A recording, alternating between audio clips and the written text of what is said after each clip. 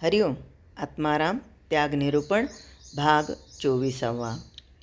समर्थ आपल्या शिष्याला पूर्णपणे जाणतात आणि म्हणूनच त्याची काळजी ही अगदी आईसारखी घेतल्या जाते.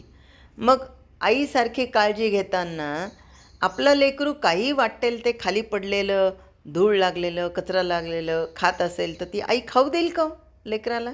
अजिबातच नाही. नाही नाही नाही, ते घाण आहे बेटा, शी येते, असं नाही खाऊ, शी. चांगलं तेवढं खायचं, स्वच्छ तेवढं खायचं.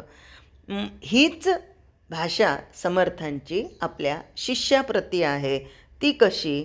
तर त्याला उदाहरण दिलं त्यांनी चातक पक्षाचं.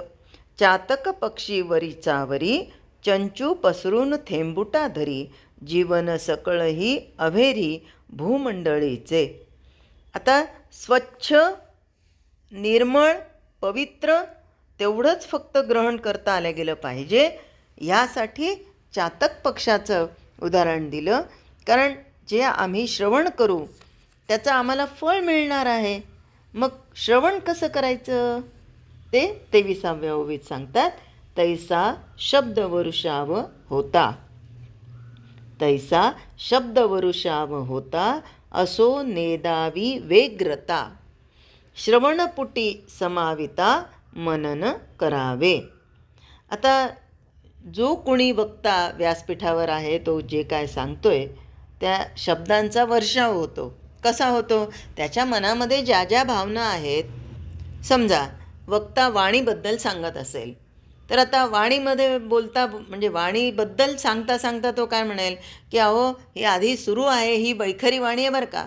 मग आमचं नामस्मरण कसं पाहिजे? आधी वैखरी वाणीमध्ये गेलं ते निर्माण व्हायलाच आधी आमची बुद्धी ती तिथे जोड मिळाली पाहिजे, मनाची एकाग्रता झाली पाहिजे. आणि आपण काय करतो? वेळ आली म्हणजे करू, वेळ येत नसते, वेळ आणावी लागत असते. म्हणूनच प्रपंच हा होतच असतो आपोआपच, मी करो न करो होतच असतो. पण भजन आणि भोजन माझं मलाच करावं लागतं. म्हणजेच परमार्थ हा माझा मलाच करावा लागतो. म्हणून मी तिथे वैखरी वाणीत बोलल्याच गेलं पाहिजे. हा पहिला माझा मला आग्रह करता आला गेला पाहिजे. हा झाला वैखरी वाणीचा. नंतर मग हेच वैखरी वाणीतून आलेलं नामस्मरण मग मी सातत्याने करत गेलं तर ते माझ्या मध्यमा वाणीमध्ये जातं. मग पश्यंती, मग परावाणी. हे वक्ता व्यासपीठावरून सांगतोय, हा शब्दांचा वर्षाव होतोय. पण जर त्यावेळेस जो शिष्य आहे किंवा जो श्रोता आहे त्याने इकडं तिकडं कोणीतरी उठला बसला, काहीतरी हात वारे केले, तिकडे बघितलं तर मग काय होतं?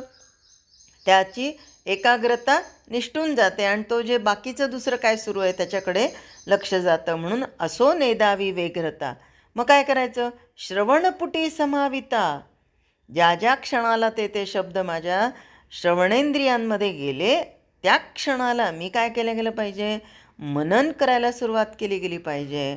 म्हणजे मनातल्या मनात त्याचं या क्षणाला मी कसा करेल, मी कसा वागेल आणि हे माझ्यासाठी कसं उपयोगी आहे, मनन करता करता मग चिंतन होतं.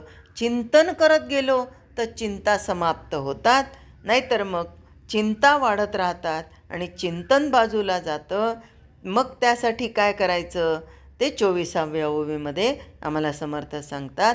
लाग वेग जाणून शब्दाचा, लाग वेग जाणून शब्दाचा, आवाका पहावा मनाचा, शब्दा आतील गर्भाचा, साठावा घ्यावा. आता लागवेग जाणून शब्दाचा, जे जे शब्द माझ्या कानावर येत आहेत ते माझ्या मनापर्यंत पोचले गेले पाहिजेत. नाहीतर माझं चित्त, मन हे दुसरीकडं कुठेतरी भटकतं आहे आणि मी आपलं ते ऐकतो आहे. तर मग आत्माराम कसा ऐकावा त्याचं ज्ञानच इथं समर्थांनी दिलं, संथाच दिली आहे. कशी? तर शब्द ऐकता ऐकता आपल्या मनाचं सामर्थ्य किती मोठं आहे हे लक्षात घ्यावं. आणि हेच नाथ महाराजांनी एकनाथी भागवत ऐकताना सांगितलं की बाबा रे तुम्ही कसं ऐका? तर चुकलिया पुत्राची वार्ता, जेणे अधरे ऐके माता, तेची अधरे हरी कथा, ऐकीत जावे. बघा, एखाद्या मातेचं जर मूल हरवलं गेलं असेल, त्या मातेला काही तुम्ही दुसरं द्या, तिला नको आहे. तिच्या मनामध्ये एकच गोष्ट असते, तिचं मूल सापडलेलं आहे हे ती जितक्या आदराने ऐकायला इच्छुक असते, त्या पलीकडे तिला दुसरं काही नकोच असतं. हेच समर्थ इथे आम्हाला सांगतायत की बाबा रे, मनाचं सामर्थ्य फार मोठं आहे. आपण समजतो त्यापेक्षा कितीतरी ते शक्तिशाली आहे. पण मला हे साधणारच नाही, मला हे जमणारच नाही असं आपण म्हणतो. पण आपण प्रयोग करून पाहिलेला नसतो म्हणून तसं वाटतं. मनाचा आवाका फार मोठा आहे. आपल्या शक्तीप्रमाणे, आपल्या कुवतीप्रमाणे ते अवश्य लक्षात घ्यावं आणि नुसते शब्द ऐकू नयेत. काय करायचं तर त्या शब्दांचा गर्भित अर्थ जाणून घ्यायचा. अर्थच समजला नाही तर शब्द कळेल का हो? मला सांगा, जेव्हा कुणी एखादी परकीय भाषा बोलतो किंवा आता आपल्या इथे पण बघा ना, भारतामध्ये समजा मला कानडी येत नाही, मला तेलुगू येत नाही, मला तमिळ येत नाही आणि माझ्यासमोर लोक बोलत आहेत, तर मला ते समजेल का? नाही समजणार. ते अर्थ माझ्यापर्यंत पोहोचूच शकत नाही. मग तर बाकीच्या भाषा सोडूनच द्या. लॅटिन, ग्रीक, जर्मन, फ्रेंच हे कानावर पडतील हो, पण त्याचा अर्थ समजेल का? नाही समजू शकत. पण भाषा कोणतीही असू शकते, अर्थ एकच होऊ शकतो. तसा त्याचा अर्थ घ्यावा, शब्दांकडे बघू नये. म्हणून संत वचनांचा अर्थ करताना कोणती सावधगिरी बाळगणं आवश्यक आहे ते समर्थांनी अत्यंत मार्मिकपणे या ओवीमध्ये सांगितलेलं आहे. पण स्वैर कल्पना करणारे हे लक्षात घेत नाहीत आणि वेगवेगळ्या प्रकारांनी चुकीचे अर्थ काढतात आणि स्वतःला ज्ञानी समजत समजत सर्वसामान्यांचा बुद्धिभेद करतात.